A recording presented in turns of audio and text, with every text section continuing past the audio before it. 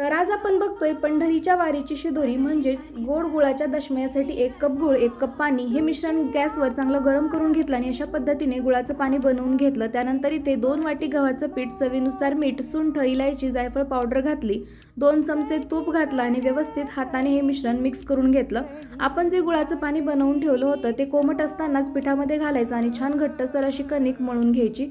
मळलेल्या कणकेला तूप लावून घेऊयात आणि पुन्हा मिनिटभर मळून घेतल्यानंतर 5-10 मिनिटे रेस्ट होण्यासाठी साईडला ठेवून द्यायची आहे। त्यानंतर तयार कणकेतील छोटासा पेढा काढून घ्यायचा, छोटीशी पोळी लाटून घ्यायची आणि ज्या पद्धतीने आपण घडीची पोळी लाटून घेतो त्याच पद्धतीने याची तूप लावून घडी पाडून घ्यायची आणि छान पातळसर अशी पोळी लाटून घ्यायची।